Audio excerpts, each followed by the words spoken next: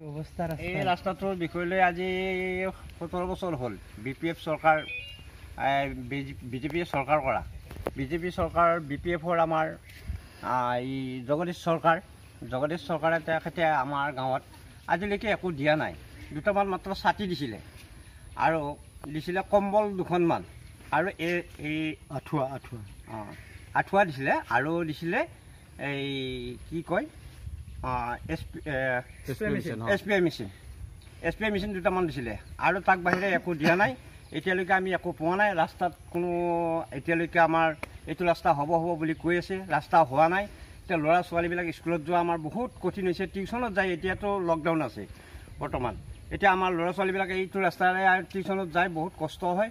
বৰষুণত মানে একেবাৰে বোকাত মানে ভিজি বুঢ়ী একে নানা ৰকম হয়। এতিয়া আজি বৰষুণ নাই কাৰণে অকণমান ভাল হৈছে।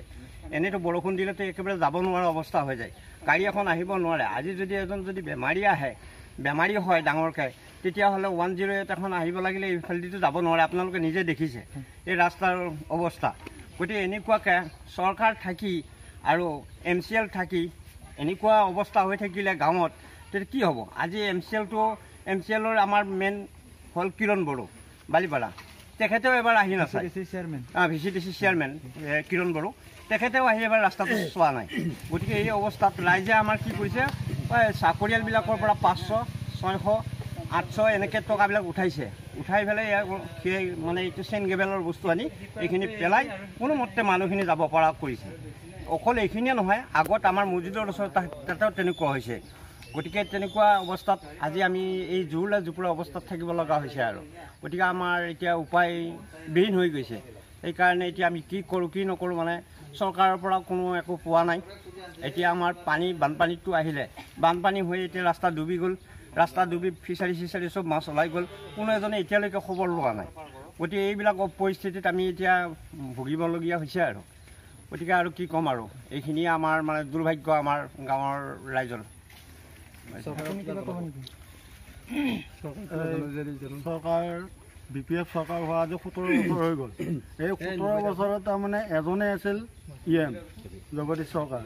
তেওঁ তাৰমানে যেতিয়াই মিটিং হয় তেতিয়াই তাৰমানে কয় যে আমাৰ এই ৰাস্তাটোৰ কাৰণে 65 লাখ টকা আহিছে, ৰাস্তা হ'ব।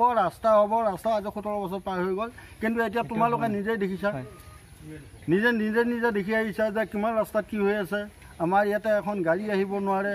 যিবিলাক বাহিৰৰ পৰা মানুহ অহা যোৱা কৰিছে, কোনোবা যদি ইমাৰ্জেঞ্চি হৈ আহে তেওঁ তাৰমানে ইয়াতে দেৰি হ'ব। আনফালেদি আমাৰ এই কণ ল'ৰা ছোৱালীবিলাকে এতিয়া টিউশ্যনত যাই আছে। টিউশ্যনত যোৱা যিটো অৱস্থা হয়, মই নিজে তাৰমানে সিহঁতৰ চাইকেলবিলাক দাঙি পাৰ কৰি দিওঁ। সিহঁতৰ তাৰমানে অৱস্থা নাই।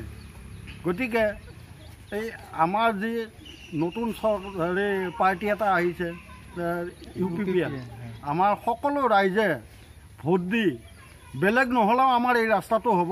কাৰণ তেওঁ আমাৰ ঘৰৰে, এই ৰাস্তাটো তেওঁৰ ঘৰৰ সন্মুখেৰে গৈছে। গতিকে তেওঁ এই ৰাস্তাটোৰ কাম কৰিবই। গতিকে সকলোৱে যাতে ভোট দিয়ে, মই এনেই কৈছোঁ সকলোকে। আৰু সকলোৱে যে হেৰি কৰিব, আশীৰ্বাদ কৰিব, তেওঁ জিকক আৰু আমাৰ ৰাস্তা হওক। মোৰ ক'বলগীয়া ইমানেই।